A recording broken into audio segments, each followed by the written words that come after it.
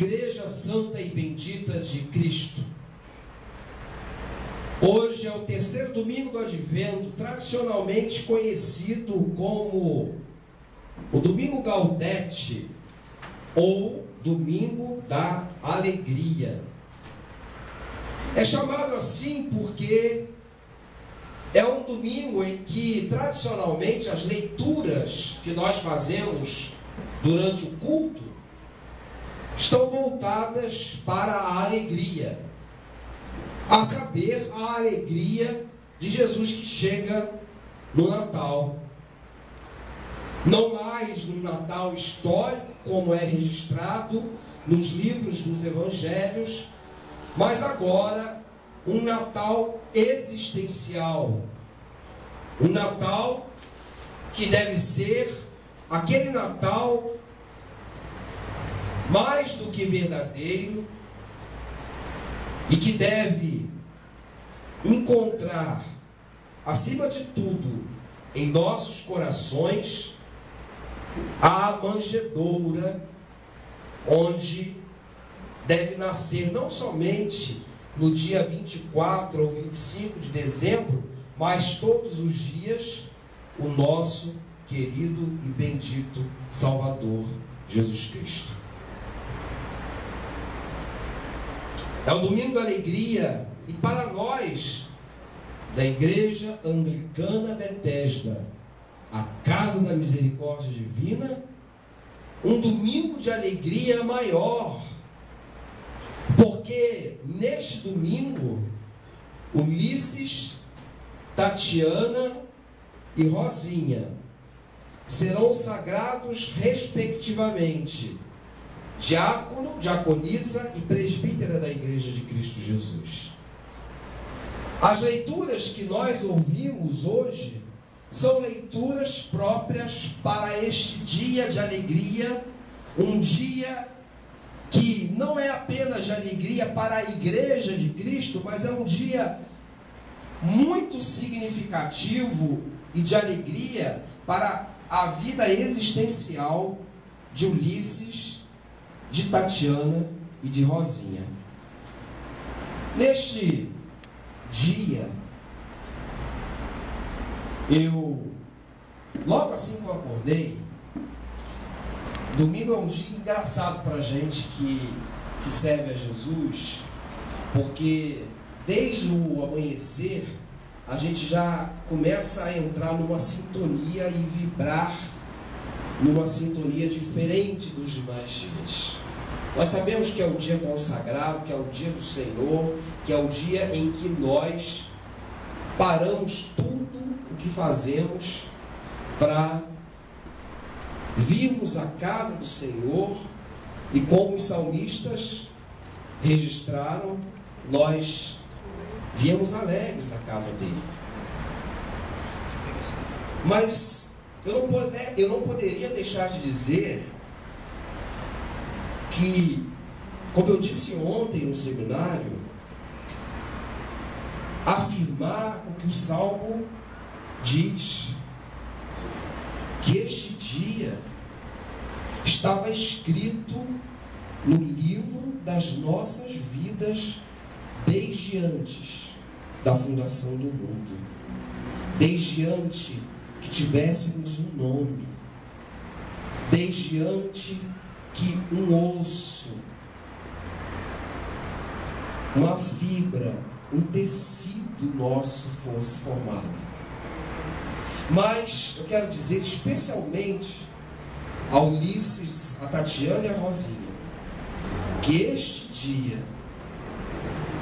glorioso dia, aos 13 de dezembro do ano de 2015, do nascimento do Salvador do mundo, estava registrado no livro da vida de vocês, que você, Ulisses, seria consagrado, separado como servidor, como diácono da Igreja de Cristo. Que você, Tatiana, seria separada para servir ao Senhor especialmente como diaconisa da Igreja de Cristo, que você, minha querida irmã Rosinha, ainda que passando por uma grande tempestade, ainda que passando por uma grande luta pela tua própria vida, estaria hoje, no meio desse redemoinho existencial todo, glorificando a Deus e sendo separada do meio do seu povo, para servir ao povo de Deus como sacerdotisa, como mestra, como reverenda da Igreja de Cristo Jesus. E Deus faz as coisas de uma maneira tão engraçada, porque eu conheci Rosinha, como conheço a maioria de vocês, pela internet. Mas eu não vou fazer desse sermão, porque eu preciso pegar a palavra, mas eu quero fazer um parênteses aqui. Nós temos, não sei se vocês já tiveram essa experiência, mas quando a gente vê uma foto inanimada, que não tem voz, que não fala, enfim, uma foto, simplesmente uma foto na internet. A primeira vez que eu vi a foto de Rosinha, seus longos cabelos, sua maquiagem toda trabalhada, toda mamãe, eu olhei para aquela foto e disse: essa mulher é minha irmã em Cristo Jesus. Eu costumo dizer que nós temos que fazer um exame de DNA, porque pode ser que eu tenha nascido na Paraíba e a cegonha tenha entregue lá no Rio de Janeiro. Mas é impressionante como eu e Rosinha, para além da amizade que nos une, da fraternidade que nos une, como nós somos umbilicais um com o outro.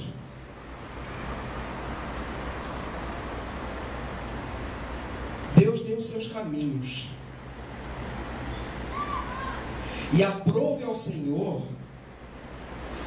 que eu e Rosinha, depois de muitas bifurcações, mas aí eu vos lembro a matemática que diz que as paralelas se encontram no infinito, nós nos encontramos face a face e logo para consagrarmos a Deus não apenas a vida dela, não apenas a vida de Ulisses e Tatiana, mas também consagrarmos a igreja, ao lugar, a casa de misericórdia, a Betesda, a um novo tempo, um novo momento, um momento em que vocês estão se despedindo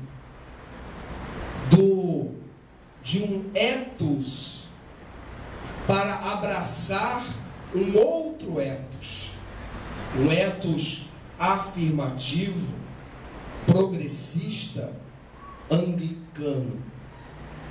E é uma grande responsabilidade para vocês, para mim, que aqui estou, e para vocês. Nossa igreja é uma igreja onde, como vocês viram na litania, todo tipo de preconceito não é aceito. Todo tipo de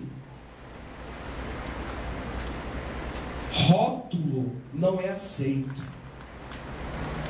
Nós afirmamos com a Bíblia em punho contra os camelôs da fé que compram redes de televisão, que falam nas rádios e que estão no Congresso Nacional, que Deus não faz acepção de pessoas e que em todo lugar onde há um homem e uma mulher, não importando a cor de sua pele, a condição social, não importando sua cultura, não importando sua língua, não importando sua etnia, não importando absolutamente nada, Cristo é o Senhor do universo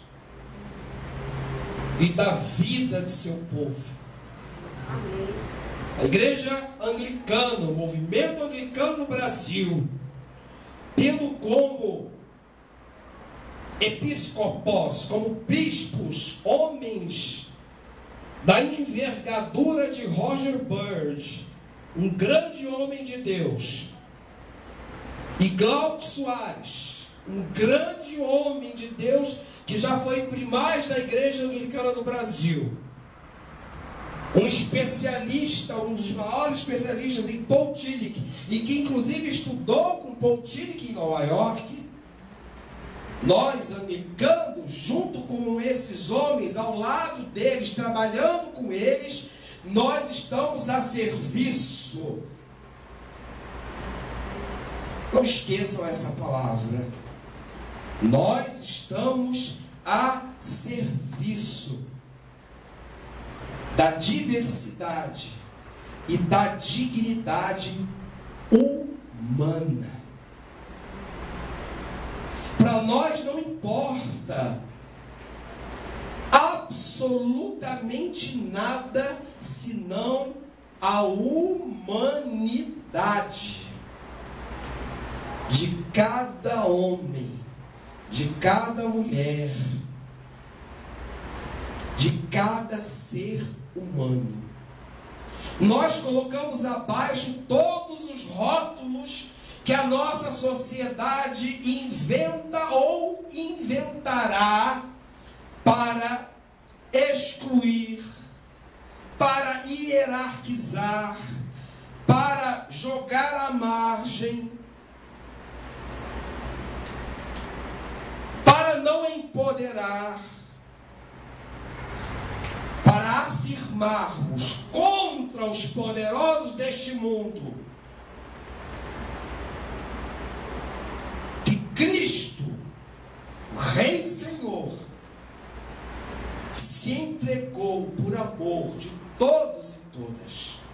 Amém. Ao lado das pessoas de boa vontade, de todos os credos da terra, reconhecemos a dignidade de todos eles.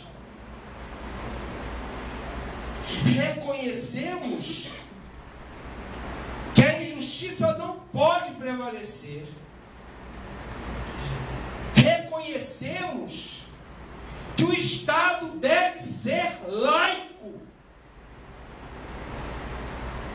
Que o Brasil é muito pouco para o Senhor Jesus. Ele já é o dono, o rei do universo, mas que somente a laicidade do Estado pode garantir liberdade e verdadeiramente liberdade humana.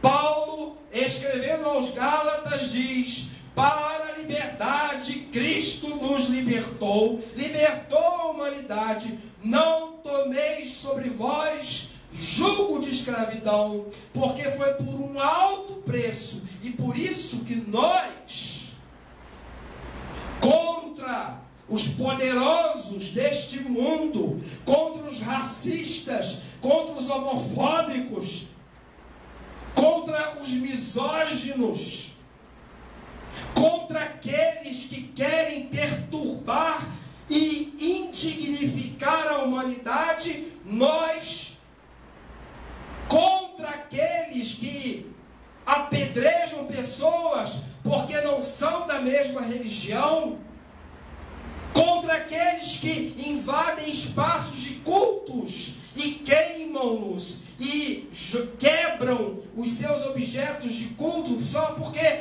não são da mesma religião, nós lutamos e erguemos as nossas vozes contra toda e qualquer injustiça. Temos o compromisso de honrar a Carta Magna no Brasil. Temos o compromisso de, com a Bíblia em punho, desafiar o fundamentalismo religioso desta nação. Temos o compromisso de, com a Bíblia em punho, de reafirmar a dignidade de toda e qualquer pessoa humana, não importando absolutamente nenhum rótulo. Vocês ouviram?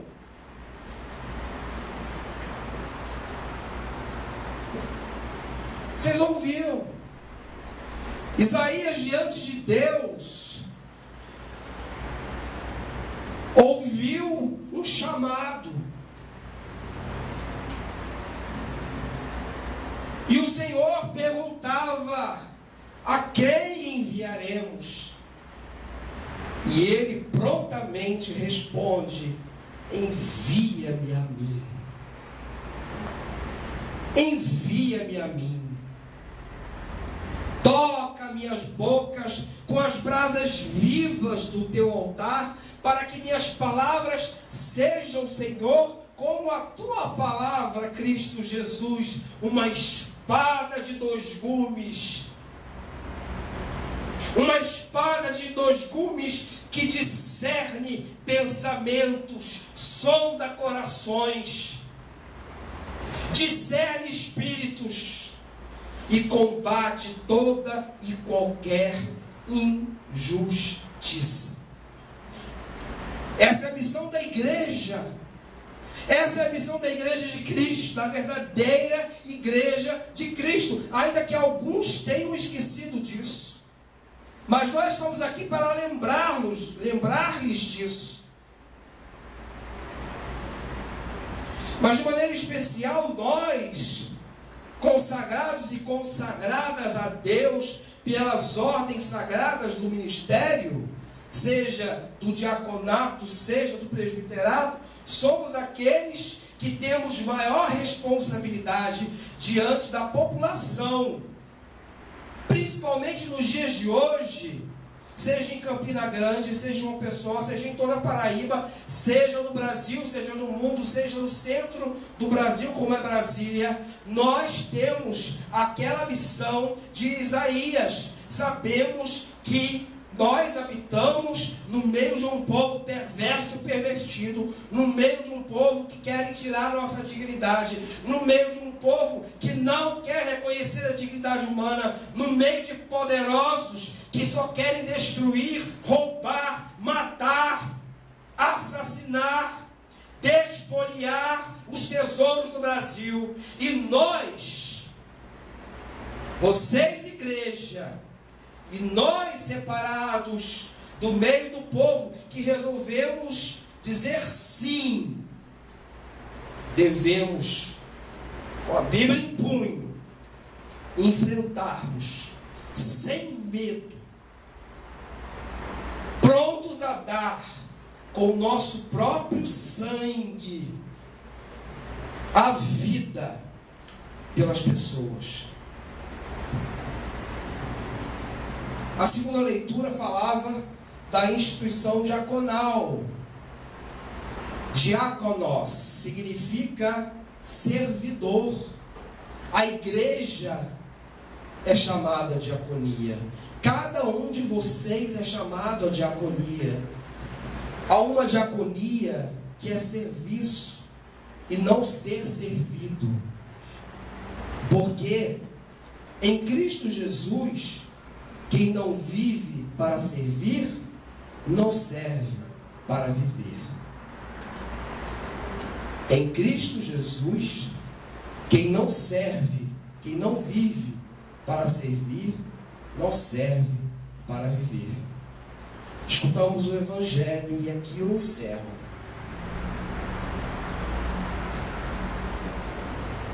Algo que, embora tenha mudado as geografias, embora tenha mudado as eras, embora tenha mudado os tempos, embora tenha mudado a história, nós olhamos para as pessoas, seja da Paraíba, seja do Rio de Janeiro, seja de qualquer estado da Federação do Brasil, seja os refugiados da Síria, seja os expoliados e despossuídos da África, sejam os marginalizados na América do Norte ou na Europa, são pessoas aflitas que não têm pastor. E assim como Jesus, que percorreu a sua terra e empoeirou os seus pés com a poeira daquela terra santa, somos chamados também a percorrer as cidades e as vilas do Brasil e do mundo. Assim como Jesus, que com suas mãos calejadas de um carpinteiro tocou as pessoas para amá-las, nós também somos convidados para tocar as pessoas e curá-las pelo poder da palavra. E eu não estou falando de curas sobrenaturais apenas, eu estou falando daquela cura que só o amor promove.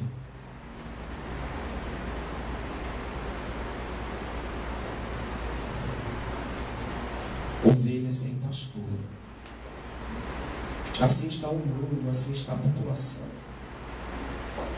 Não só no Brasil, mas em todos os lugares da terra. E nós, Igreja de Cristo, temos essa missão: falar, tocar, agir, servir.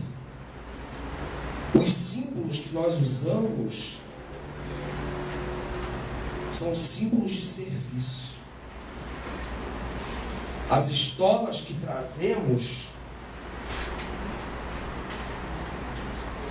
são aventais. As alvas que usamos são escudos contra as injustiças.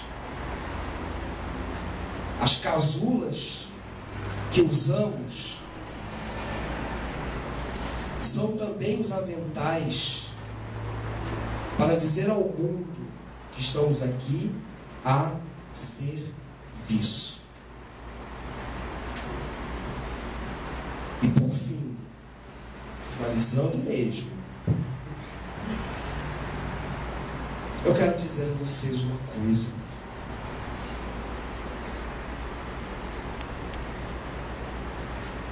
A vida de um homem, de uma mulher de Deus que se consagra, parece aos olhos de muitos uma vida fácil. Mas olhem ao redor, nós não estamos numa grande catedral.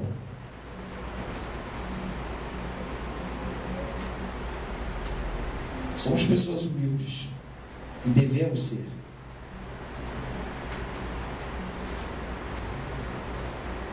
Cooperem,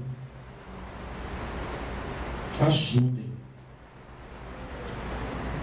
E se não puder ajudar e cooperar, em nome de Jesus, não atrapalhem. Deixem correr a justiça, deixem correr como um rio. Se não puderem amar, como disse Frida Kahlo, não se demorem aqui. Mas ajudem essas 3 pessoas, sendo verdadeiras, honestas, limpas, sinceras com elas. No ministério que hoje elas se consagram. Se não puderem amá-las, não se demorem aqui. Há muitos outros pastos, há muitos outros lugares, mas se vocês não puderem amar essas 3 pessoas, não se demorem aqui. Estejam aqui para plantar sementes de paz, de amor e de concórdia. Guardem a língua de vocês. Peçam ao Senhor para queimar os lábios de vocês, como queimou os lábios do profeta Isaías. Abracem, beijem, estejam juntos a essas pessoas. Principalmente com uma que está lutando pela sua própria vida. Em nome de Jesus Cristo, sirvam. Em nome de Jesus Cristo, sirvam. E se não puderem amar, e somente amar, não se demorem. Em nome do Pai, do Filho e do Espírito Santo. Amém.